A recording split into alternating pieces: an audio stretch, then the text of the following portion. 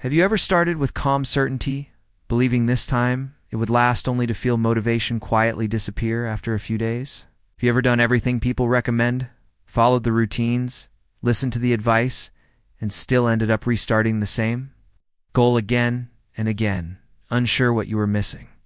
Have you ever carried that subtle guilt that doesn't show up as panic or failure, but as a low, constant pressure, reminding you that you tried hard and still didn't follow through? And have you ever reached a point where restarting felt automatic, almost numb, like resetting a clock that never keeps time? This cycle doesn't come from laziness, and it isn't caused by a lack of desire. Most people don't quit because they don't care enough. They quit because they rely on motivation to do a job it was never designed to do. Motivation arrives fast, burns bright, and convinces you that change has finally begun. Then life interferes. Energy drops. Emotion fades. And suddenly the thing that felt obvious feels heavy. You don't announce that you've stopped. You simply drift away from the plan. Over time, the real damage isn't the missed goal. It's the quiet erosion of self-trust that comes from trying sincerely and failing repeatedly without understanding why. This story follows a man named Alex, 45 years old, who worked relentlessly, believed deeply in motivation, and slowly realized that the very thing he depended on was the reason he kept starting over. If you've ever wondered why motivation always dies after a few days isn't working for you, this story will change how you see it forever. Alex was not careless with his life. At 45, he had learned how to work hard, how to show up, how to push through discomfort. Every morning began the same way. Early alarm, tight jaw, promise made in silence. He followed the advice that sounded responsible and proven. Wake up earlier, push harder, stay consistent no matter how you feel. He built schedules packed with ambition and treated exhaustion like a badge of honor. When motivation surged, he used it all at once. Long days, late nights, no room for error, no room for rest. He told himself that sacrifice was the price of change. Sleep became optional, meals became rushed, conversations became shorter. Relationships were postponed for later, when things finally stabilized.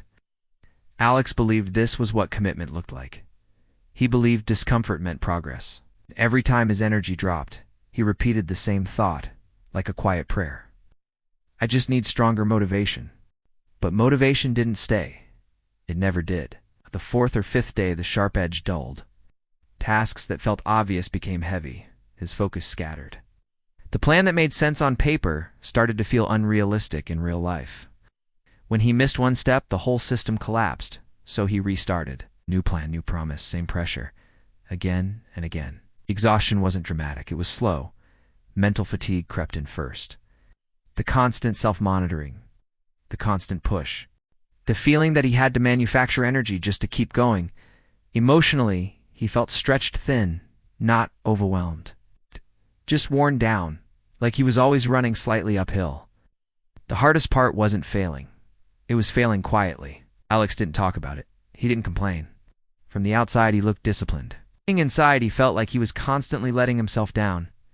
Each restart carried a trace of shame, not loud shame, controlled, private kind. It's the kind that makes you stop trusting your own promises. Still, he doubled down on the belief. Motivation faded, he blamed himself. He told himself others were stronger, more focused, more driven. He searched for better quotes, better routines, better hacks. But the cycle stayed the same. Tense effort, short burst, slow fade, reset. And every time he stood at the beginning again, he whispered it like a solution he hoped would finally work. I just need stronger motivation. The effort was real, the discipline was real, the cost was real. What Alex didn't realize yet was that he wasn't failing because he lacked motivation. He was failing because motivation was the only thing holding everything together. And it was starting to cost him more than energy. The breaking point didn't arrive with chaos. It arrived quietly. It was an ordinary evening. Nothing dramatic. No argument, no crisis. Alex had made a simple promise to himself that morning.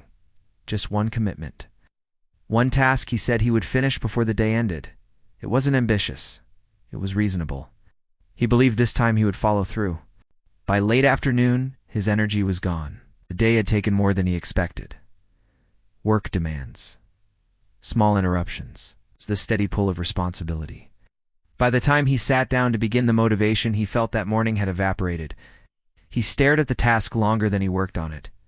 Minutes passed, then an hour.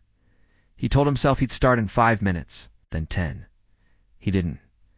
Later that night, he caught his reflection in the dark screen of his phone. Tired eyes, neutral expression. No anger, no surprise, just recognition. This wasn't new. This was familiar. The effort had been real. He had tried.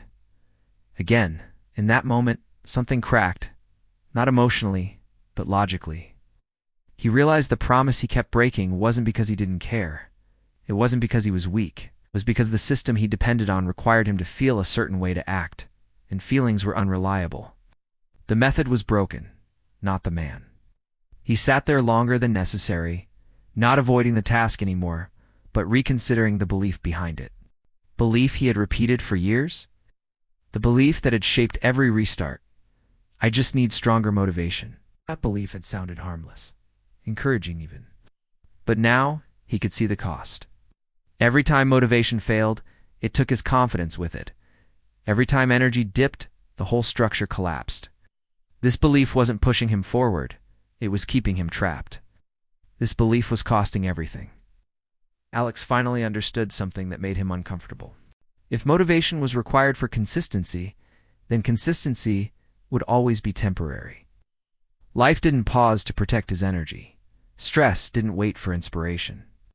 And discipline built on emotion was fragile. There was no drama in the realization. It's just clarity. He didn't promise to try harder tomorrow. Didn't make a new plan. He didn't restart. For the first time, Alex questioned the tool itself. And once that question formed, he couldn't unsee the answer. The mentor didn't arrive as a savior. There was no dramatic introduction. No speech, no sympathy. Just a calm presence that made Alex feel strangely exposed. They met in an ordinary place, during an ordinary conversation, the kind that usually stays on the surface. But this one didn't. The mentor listened more than he spoke. When Alex finished explaining his cycle starting strong, burning out, restarting, the mentor didn't nod in agreement or offer encouragement. He paused. Alex felt the sentence land heavier than expected. It's not because it was harsh, but because it was accurate.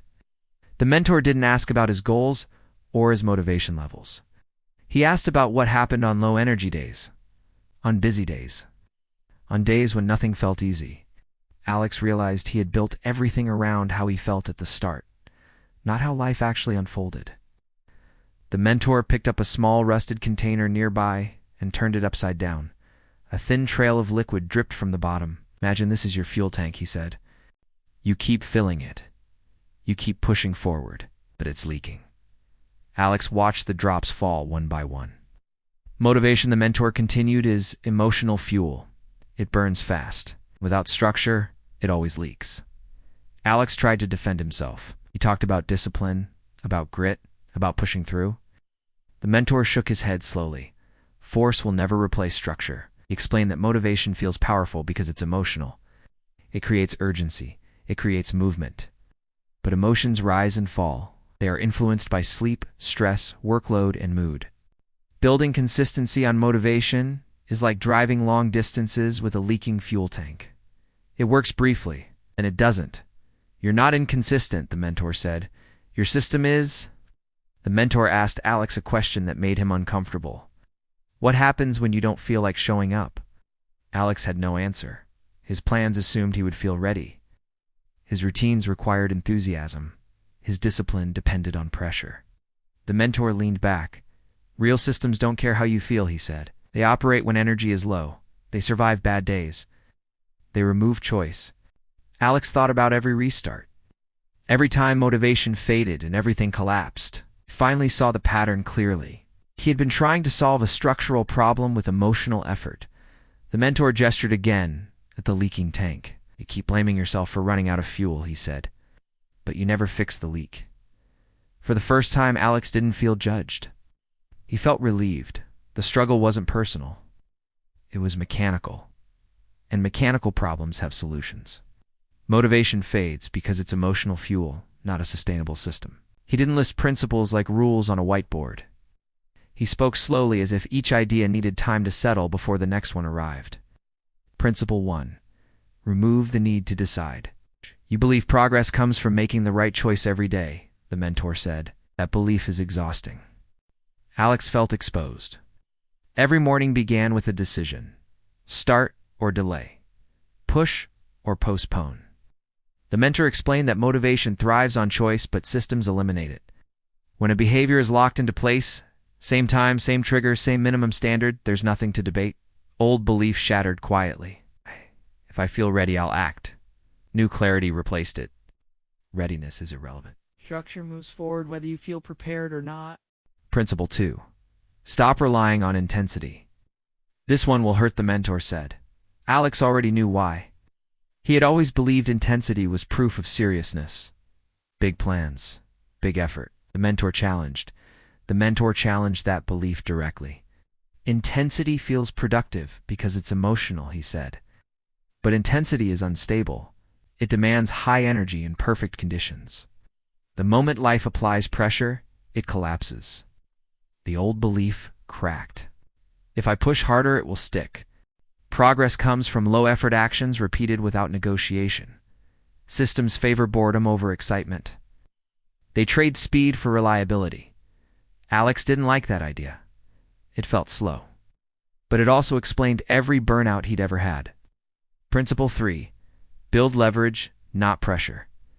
The mentor leaned forward. Pressure asks you to carry the weight, he said. Leverage lets the structure carry you. Alex had always used pressure, deadlines, guilt, self-criticism to force movement. It worked briefly, then it crushed him. Leverage, the mentor explained, comes from environment and constraints. When the right action is the easiest action, consistency follows naturally. Old belief dissolved. I need to be stronger. New logic took its place. Make the system stronger instead. Change the environment. Reduce steps. Remove obstacles. Let the path of least resistance work in your favor. It wasn't motivational. It was mechanical. Keep trying to feel your way into consistency, the mentor said. That's backwards. He reminded Alex of the leaking fuel tank. Fix the structure and the fuel lasts longer. Ignore the structure and no amount of fuel will save you. Alex realized these principles didn't ask him to become someone new. They asked him to stop fighting human nature. That was the most uncomfortable truth of all. Motivation fades because it's emotional fuel, not a sustainable system. Systems don't argue. They just run. The first day Alex tried the new approach, it felt strange. He woke up and didn't check whether he felt motivated. He didn't push himself harder. Instead, he followed a simple, repeatable structure. The plan was smaller, quieter, less urgent, but consistent. Week 1 was awkward. Habits that had felt natural under pressure now felt like effort. But there was a subtle difference. Failure no longer erased progress. Tasks weren't all or nothing. Energy could ebb without destroying everything. The leaking tank metaphor came to life in a practical way. By fixing small leaks, preparing the workspace, scheduling tasks at the same time, removing distractions, Alex found that his emotional fuel wasn't gone. It just wasn't required for movement anymore. By week 4, the change was noticeable. He slept more. Meals weren't skipped. Conversations lasted longer. Relationships previously postponed regained attention. The mental fog that had been constant lifted slightly. Tasks completed weren't dazzling feats of willpower. They were the quiet result of a system running as it should. Systems don't depend on feelings. The phrase echoed in his mind as he worked calmly without guilt or pressure. By day 60, Alex was seeing the bigger picture. Progress accumulated in small, steady increments. Motivation still appeared. It always did, but it no longer dictated success. Consistency had become structural. The old life of frantic energy, burned out days, and repeated restarts was fading. The new life was quieter, grounded, and surprisingly liberating. By day 90, Alex could see the full transformation. He had fewer rules, simpler systems, and better energy. His relationships, work, and personal life were balanced in a way that felt natural rather than forced. The lesson was clear. Motivation is temporary, but a well-built system lasts. And for the first time, Alex wasn't chasing energy. He was simply moving forward. My friend, listen carefully. Motivation alone will never carry you. Alex learned this the hard way, and now so can you. The secret isn't about pushing harder, trying longer, or forcing yourself to feel inspired every day. It's about creating systems that don't depend on feelings. Systems that work even when energy fades, even when life interferes, even when motivation disappears after a few days. Here's what you need to do. First, remove one thing from your life that relies purely on willpower. Maybe it's a habit that only works when you feel like it, or a task that collapses when energy drops. Take it out. Stop letting your emotions control your progress. Second, lock one habit into a system. Fix it in your environment. Give it a trigger, a time, a minimal standard. Make it automatic. No decisions required. Systems don't depend on feelings. They run whether you feel ready or not. Third, change your environment to make the right action easier and the wrong action harder. Remove friction for good habits. Add friction for distractions. Let leverage, not pressure, guide your day. Watch what happens when small, steady consistency replaces the endless cycle of effort and burnout. Now I ask you directly, what is one thing you will change this week? Write it in the comments. Share it, commit. Let this story, like Alex's journey, become your first step toward lasting transformation. Systems don't depend on feelings, but they do depend on action. And today is the day to start.